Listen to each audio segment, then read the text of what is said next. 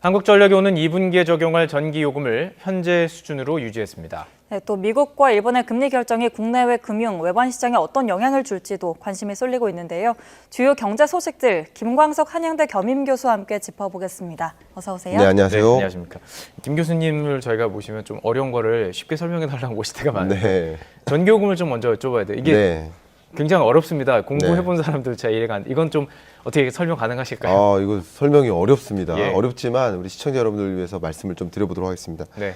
자료를 먼저 보면서 말씀드릴게요. 예. 이게 전기요금, 우리가 내는 전기요금이 있어요. 네. 그 구성이 이렇게 네 가지로 됩니다. 예. 기본요금, 전력량요금, 기후환경요금 이렇게 세 가지가 있는데 연료비 조정요금을 조정하면서 네. 예. 전기요금 단가가 달라지는 거라고 해석할 수 있는데 예. 예를 들면 킬로와트당 지금의 연료비 조정 요금이 플러스 마이너스 5원이에요. 네. 그러면 연료비가 올라가잖아요. 기름값이 올라가요. 예. 그럼 전기를 만들려면 기름을 더 많이 써야 되잖아요. 네. 그러니까 그런 것처럼 연료비 조정이 필요한데 지금은 상한이 5원으로 돼 있는 거예요. 예. 아무리 올라가도 이것을 이제 한국전력공사에서 어떤 수준의 연료비 조정 단가가 필요하다라고 보고를 산업통상자원부에 합니다. 네. 그러면 거기서 승인이 나면 적용되는 것인데 네. 이 연료비 조정 요금을 플러스 마이너스 5원으로 설정되어 있는 것을 그대로 유지한다가 지금 현재의 결정이라고 볼 수 예. 있습니다. 예. 네, 그럼 일단은 유지하는 쪽으로 협의가 된 것으로 알려졌는데 네. 예상대로 그럼 동결이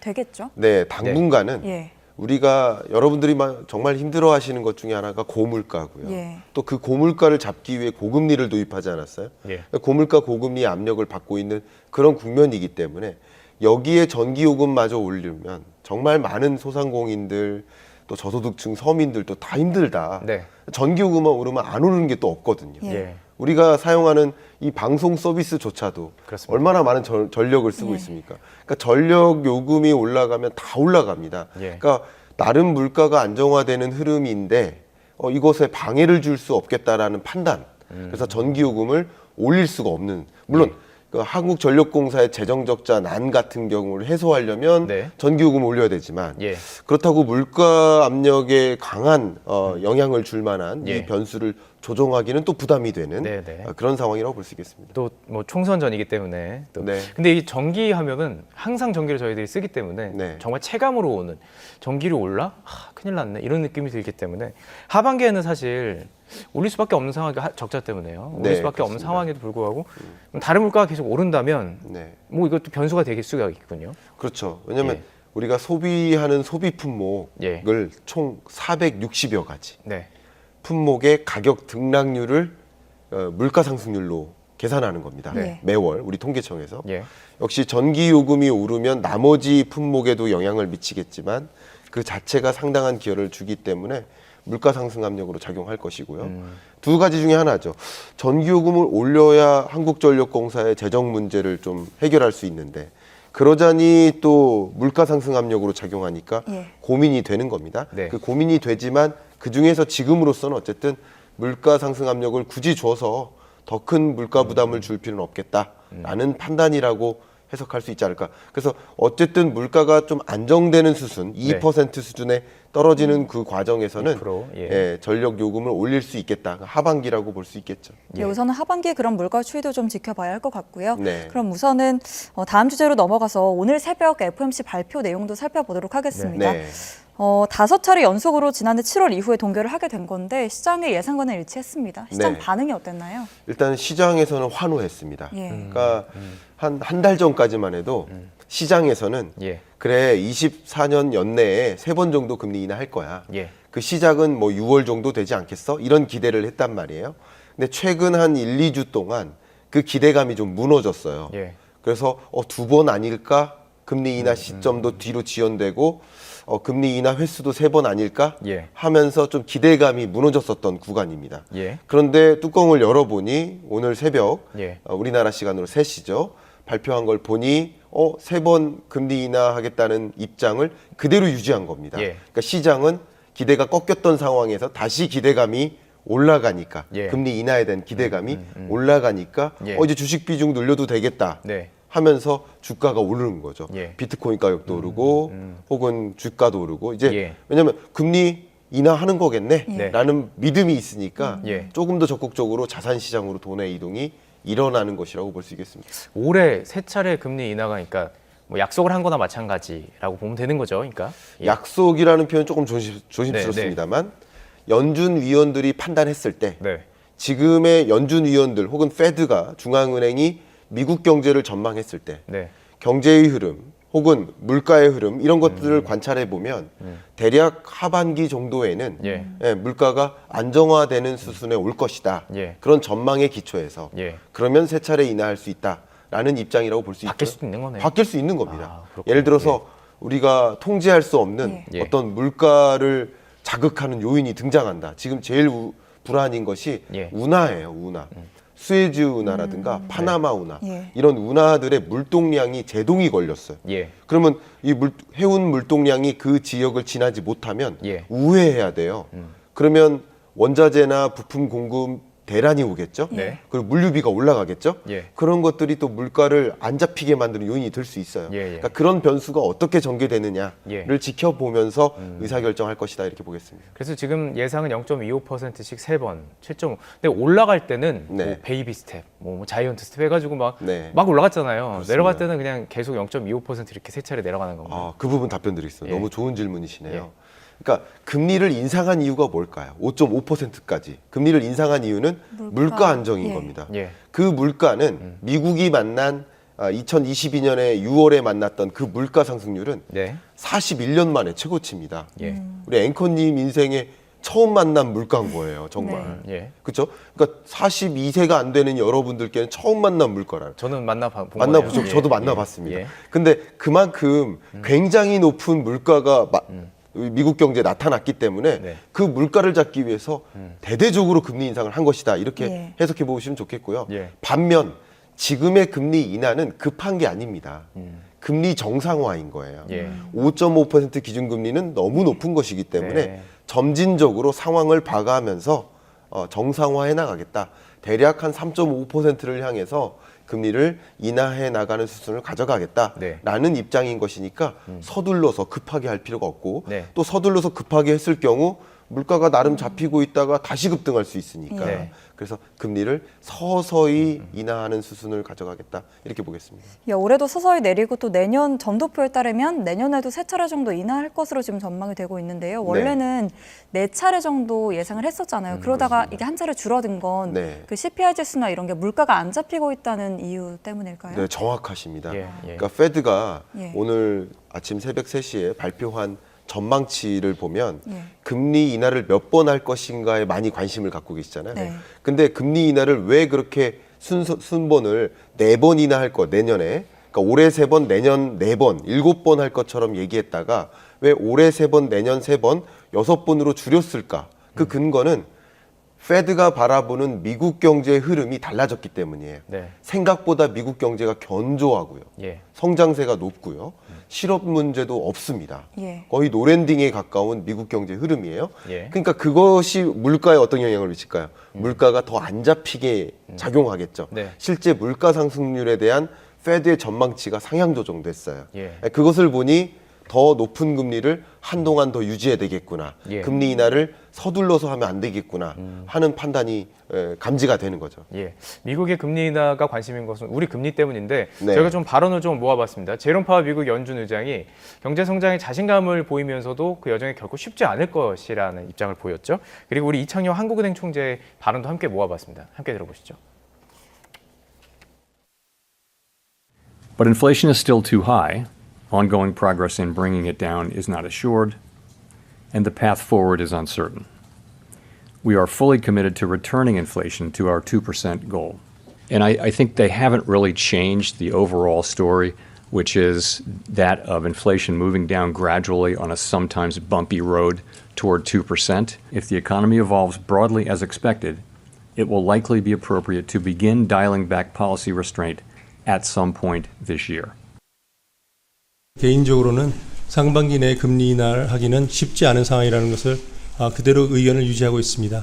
이 물가가 어디로 될지가 이렇게 평탄하게 움직이질 않고 지금 굉장히 울퉁불퉁한 길을 내려오고 있는 그런 상황이기 때문에 이 물가가 우리 예상하는 대로 내려가는지 이런 것들을 확인해 보고 그 다음에 금리의 움직임에 대해서 논의하자는 것이 대부분 금통위원들의 생각이셨습니다.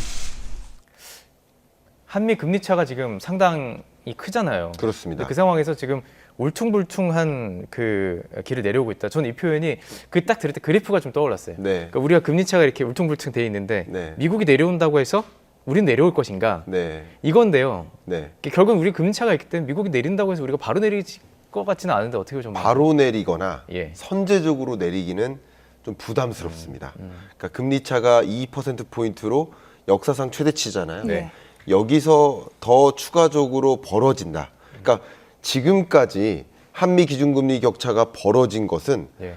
한국이 먼저 금리를 인하해서 벌어진 게 아니라 예. 한국은 그냥 가만히 있고 미국이 달아나는 것을 지켜만 본 겁니다. 네. 그러니까 금리 격차가 벌어지는 것을 우리나라로서는 수용한 겁니다. 예. 왜냐하면 금리 격차가 벌어짐에 따라서 나타날 부작용보다 좁힘에 따라서 우리도 같이 인상함에 따라서 나타날 부작용이 더 크다고 판단한 거죠. 예. 그러니까 받아들인 겁니다. 근데 이제부터 금리를 먼저 인하하거나 미국이 내린다고 바로 내리거나 하는 액션을 취하게 되면 그만큼 외국인 투자자들 입장에서 봤을 때 예. 한국이 굉장히 불안한가 보다. 뭐 여러 가지 부동산이나 부동산 PF나 여러 가지 문제가 심각하기 때문에 네. 서둘러서 금리 인하나 보다 예. 라고 인식할 가능성이 있고 그게 대규모 자금 유출을 만들 수 있기 때문에 자극할 수 있군요. 역시 예. 그 부분을 고려하지 않을 수가 없는 겁니다. 네. 그래서 우리나라 내부적으로 봤을 때 금리 인하할 여건이 조성된다 하더라도 예. 한미 간의 기준금리 격차라는 또 다른 네 번째 요인을 지켜보면서 우리 한국은행의 의사결정이 있을 것이다 이렇게 보고 있습니다. 예, 우선은 뭐 미국과 한국 금리 전망 얘기해봤고요. 네. 이번에 또 일본 금리 얘기도 해보겠습니다. 네. 일본이 이제 오랜만에 금리에 변화를 줬습니다. 마이너스 금리를 유지하다가 17년 만에 올렸다고 네, 하더라고요. 그렇습니다. 그러니까 일본이 금리를 인하만 하다가 예. 17년 만에 금리를 인상한 것이고요. 네. 그리고 말씀하신 것처럼 2016년 12월 그때부터 마이너스 금리를 도입했단 말이죠. 마이너스 0.1%. 예. 네. 그 마이너스 금리를 8년 동안 유지하다가 8년 만에 인상한 거라고 볼 수 있겠습니다. 그리고 이 마이너스 정책 금리를 도입한 유일한 나라가 일본이었는데 네. 현재 기준으로. 네. 근데 마이너스 기준금리를 도입하는 나라는 이제 없어지는 네. 이 세상에 없어지는 역사적인 날이다 이렇게 볼 수 있겠습니다. 네, 그런데 그만큼 금리를 이렇게 인상하는 것은 네. 역시 일본 입장에서는 물가는 목표하는 수준에 도달했고 그리고 일본 경제가 나름 견조하게 흘러가니 예. 그래도 금리를 정상화해야 되지 않겠는가. 왜냐하면 예를 들어서 군인이라고 한다면 총을 가지고 싸우잖아요. 네. 근데 총알이 없으면 어떻게 될까요? 못 싸우는 거죠. 의미가 없죠. 예. 마찬가지예요. 통화정책 수단이 금리 인한 겁니다. 네. 팬데믹 경제 위기가 오거나 뭐 지정학적 불안이 터져서 금리를 인하해야 될 상황이 왔을 때도 네. 정작 그런 상황에 금리를 인하를 못하면 그러면 통화정책 수단이 없는 거죠. 예. 그러니까 총알이 없는 거죠. 그렇기 때문에 어느 수준은 금리를 올려놔야 된다. 금리 정상화한 거예요. 예. 그러니까 일본은 거꾸로 마이너스 정책 금리에서 네. 정상화하는 인상 기조인 거고 예. 미국의 경우에는 높은 금리에서 인하하는 정상화 기조인 거지 예. 어떤 목적을 예를 들어 물가를 안정시키거나 뭐 경기를 부양시키거나 이런 종류의 목적성을 띠고 금리 인하 인상을 하는 것은 아니다. 예. 지금의 통화 정책 기조는 예. 정상화에 초점을 두고 있다. 이렇게 해석해 볼 수 있겠습니다. 그런데 이제 관련해서 기사들을 보다 보면 이 0에서 0.1%가 단기 금리라는 말을 하던데 그게 정확히 어떤 건가요? 네. 그러니까 일본이 도입했던 이 통화 정책 기조가 이제 예. YCC라고 해가지고 또 설명이 길어지겠지만 네, 네. 이게 물가 상승률을 잡기 위해서 혹은 경기 부양을 위해서 통제하는 금리가 여러 가지 기준이 네. 있는 겁니다. 그 중에 단기 금리를 좀 자극하는 그런 방식이었는데 통상 이 중앙은행들, 그러니까 연준도 마찬가지, BOJ 일본은행도 마찬가지지만 중앙은행의 정책 금리는 우리 국민이 일반적으로 직접 대출받지 않아요. 그죠? 네. 그러니까 중앙은행은 그렇죠. 예. 시중은행에게 대출을 해주고 쉽게 말하면 그럼 시중은행으로부터 우리는 대출받는 거예요. 네. 근데 시중은행이 중앙은행으로부터 적용받는 자금을 융통받기 위해 적용하는 그 정책금리가 바로 이 기준금리, 정책금리라고 볼 수 있는데 예. 이것도 통제하는 것들이 여러 가지가 있었는데 예. 주로 단기금리 중심으로 마이너스 정책금리를 도입했는데 이것을 이제 제로화한 거죠. 예, 예. 그러니까 어쨌든 통화 정책 기조를 매우 극단적인 완화적인 움직임에서 네네. 조금 덜 완화적으로 움직이고 있다. 예. 다소 긴축적으로 전환하고 있다. 이렇게 해석해 볼 수 있겠습니다. 사실 이제 일본 그 금리에 관심 갖는 분들이 요즘 일본 증시 때문에 관심 많잖아요. 그렇습니다. 그러면 이게 과연 그러면 일본 증시에 끼친 영향 어떨지 궁금합니다. 네, 제가 그 예. 부분 설명드릴게요. 예. 이 부분 좀 중요할 것 같습니다. 네. 엊그저께 화요일 날 일본의 통화 정책 결정을 했죠. 금리를 인상했죠. 네. 그러면 엔화 가치가 이제 올라갈 거야. 그리고 일본 주가는 떨어질 거야. 네. 이렇게 기대를 하셨을 거예요. 그런데 실제 통화 정책 방향을 결정했는데 금리를 인상했는데 8년 만에 제로 금리로 왔는데 마이너스 금리를 벗어났는데 근데 오히려 엔화 가치가 떨어지고 오히려 일본 주가가 올라갔단 말이야. 기본 이거랑 좀 상식이랑 다르네요. 예, 기본 상식과는 다르죠. 네. 기본 상식과 다른 일은 이렇게 일시적인 구간에는 나타납니다. 항상. 그러니까 당일과 그 다음 날 정도. 네. 그러니까 일시적으로는 우리가 예상하지 않았던 방향으로 항상 언제든 일어날 수 있습니다. 네. 근데 중장기적인 시야에서는 그것을 거스를 수 없는 겁니다. 예. 그럼 일시적으로 왜 이런 일들이 나타나느냐 예. 말씀드린다면 주로 트레이더들이 그러니까 주식 트레이더 혹은 외환 트레이더들이 내일 확실히 금리 인상할 거야 라는 것을 생각하고 많이 사놓은 거예요. 예. 주식을. 그리고 이제 예를 들어서 외환이나 아니면 그러니까 엔화에 투자하는 방법도 있지만 달러에 투자하는 방법도 있으니까 네네. 그 상대 통화를 사놓는 겁니다. 예. 사놨다가 금리 인상 결정됐어 하면서 수익 실현을 하는 거죠. 야. 대규모 수익 실현이 일어나는 과정은 네. 매도세가 강하다는 거죠. 예. 그러다 보니까 오히려 이 엔화 가치가 강해질 수도 있는 것이고 반대의 움직임이 일시적으로는 일어날 수 있는데 예. 그것을 보시기보다는 중장기적인 시야를 봤을 때는 이 금리 사이클과 벗어나지 않는다 이렇게 생각하시는 게 도움이 되겠습니다. 예, 그러면 당분간 교수님께서는 달러 대비 엔화 가치는 어떻게 전망하시나요? 네, 그 부분 설명드리겠습니다.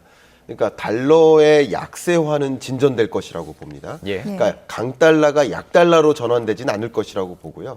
1,200원 선까지는 강달러에 물론 여전히 강달러인 겁니다. 1,200원 정도면 그렇죠. 예. 1,100원 정도를 중심으로 두시면 좋겠는데 예. 네. 그러니까 1,200원을 향해서 강달러의 약세화가 어느 정도 진전될 것이라고 보고 있고요.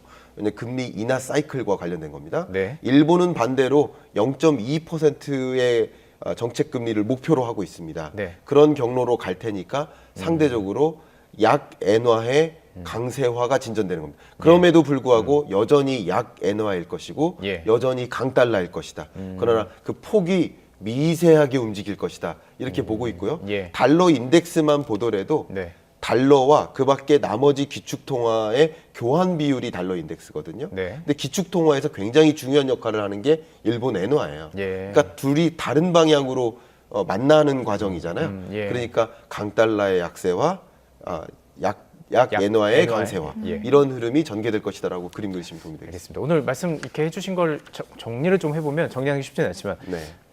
비정상이었다는 얘기 같아요. 네. 그래서 이제 금리 자체, 뭐 경제 상황, 뭐 코로나 이후의 모든 것들이 이제 약간 정상화로 가기 위해서 애쓰는 과정들이라는 생각이 좀 드네요. 예. 정확하신 것 같습니다. 예, 예, 그러니까 알겠습니다. 고물가도 정상이 아니었고요. 네. 고금리도 정상이 아니었죠. 그러니까 고물가, 고금리를 정상적인 물가, 정상적인 금리를 향해 옮겨가고 있다. 그런 전환점이라고 생각하시면 도움이 되겠습니다. 알겠습니다. 이런 시기가 워낙 뭐 변동성이 있기 때문에 투자자 여러분들께서 신중한 선택을 좀 하셨으면 좋겠습니다. 네, 김광석 한양대 겸임교수와 함께 이야기 나눠봤습니다. 고맙습니다. 감사합니다. 고맙습니다.